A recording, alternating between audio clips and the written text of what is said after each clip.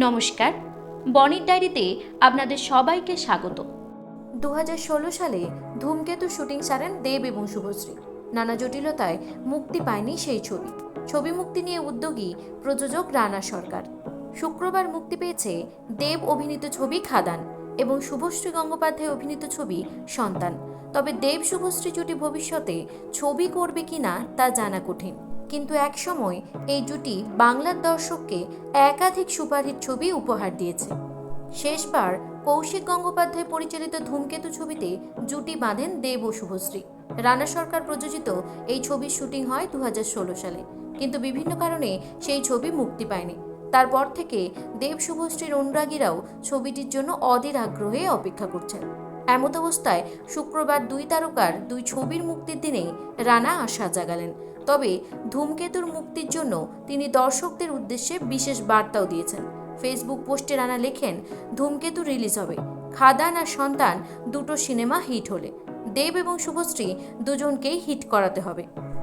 শোনা যায়, ধূমকেতু শুটিংয়ের পর দেবের সঙ্গে প্রযোজকের কিছু বিষয় নিয়ে মতানৈক্য তৈরি হয়, যার ফলে ছবিটি আর মুক্তি পায়নি। পাশাপাশি ছবির স্যাটেলাইট সত্ত্ব বিক্রি হলেও ছবি মুক্তি না পাওয়ার কারণে তা নিয়ে বেশ জটিলতা তৈরি হয়, যা এখনও মেটেনি। একটি জনপ্রিয় সংবাদপত্রের তরফে যোগাযোগ করা হলে রানা বললেন, দেবের সঙ্গে এই নিয়ে আমার অনেকবারই কথা হয়েছে। ও ছবিটির মুক্তি নিয়ে আশাবাদী, দুপক্ষ চাইলেই সমস্যা মিটবে। ধূমকেতু মুক্তির আগে বাজারের চাহিদাকে মেপে নিতে উদ্যোগী রানা। তার মতে, খাদান এবং সন্তান হিট হওয়ার অর্থ দেব ও শুভশ্রীকে দর্শক এখনও পর্দায় সমানভাবে দেখতে আগ্রহী।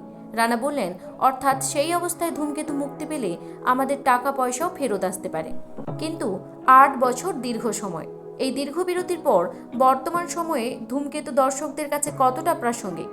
রানার যুক্তি, দেব এবং শুভশ্রী সুপারস্টার, এখনও তাদের ছবি হিট হয়। কৌশিক গঙ্গোপাধ্যায়ের ছবিও হিট হয়। অনুপম রায়ের গানও এখনও জনপ্রিয়। তাই আমার বিশ্বাস ছবিটি মুক্তি পেলে দর্শক খুঁজে নেবে। রানা জানালেন, ছবির যাবতীয় কাজ আগেই শেষ হয়, শুধু দেবের ডাবিং বাকি রয়েছে। এর আগেও একাধিকবার প্রযোজক ধূমকেতু মুক্তির উদ্যোগ নিলেও তা ফলপ্রসূ হয়নি। এখন সমস্যা মিটিয়ে ছবিটি আদৌ মুক্তি পাবে কিনা দেখা যাক। এ বিষয়ে আপনাদের কি মতামত তা অবশ্যই কমেন্ট করে জানাবেন। বিনোদন জগতের আরও নিত্য নতুন খবর পাবার জন্য আমাদের চ্যানেলের সঙ্গে জুড়ে থাকুন। ধন্যবাদ।